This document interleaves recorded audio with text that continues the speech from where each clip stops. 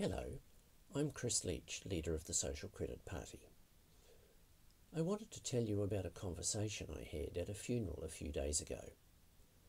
The funeral was for a 94-year-old, a guy who'd had a pretty good innings really, and he'd been a very, very knowledgeable social creditor for most of his life. In fact, his parents before him were social creditors going right back to the Depression of the 1930s.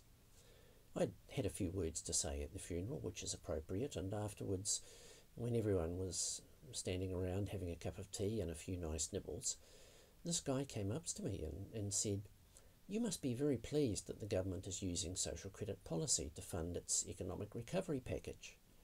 And I said, "Really? What makes you think that?" And he said, "Well, isn't the Reserve Bank creating a whole lot of money and then the government is using that to fund its wage subsidies and so on?" And I said, "Well, no, not really, actually. Let me tell you how it's working right now. The Reserve Bank is creating $60 billion, something most people didn't think was possible. And of course, that is social credit. But what it's doing with that money is it's buying existing government bonds, so that's government debt, off banks, rich investors, pension funds and other speculators.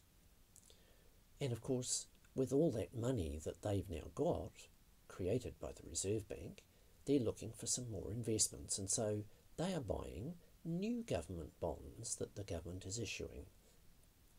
That's effectively the government borrowing off those rich investors. And it's that money that the government is using to fund its economic recovery package. Of course, the problem with that is that you and I and every other taxpayer in the country, and probably our children and grandchildren, are going to have to pay interest on that government borrowing to those rich investors.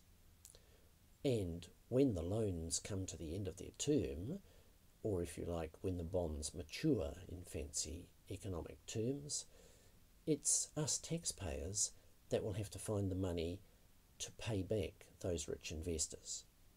So instead of our taxes going for hospitals, education, building houses for people who don't have them, maybe providing free bus services in urban areas, for environmental restoration and so on, all of the things that are really important for Kiwis, instead of our taxes going for that, which is what we think we pay taxes for, a chunk of it is going to go to rich investors.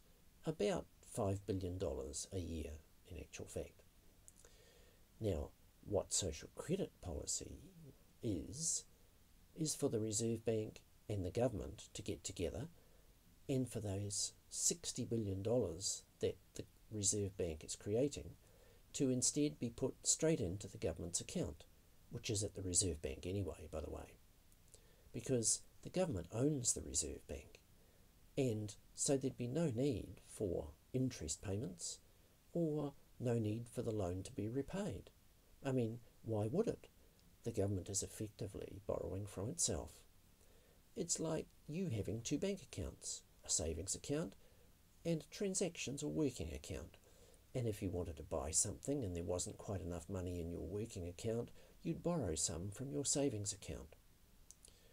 Well, you could pay it back, I suppose, if you wanted to, no reason why not, but you don't have to, because both accounts are your money.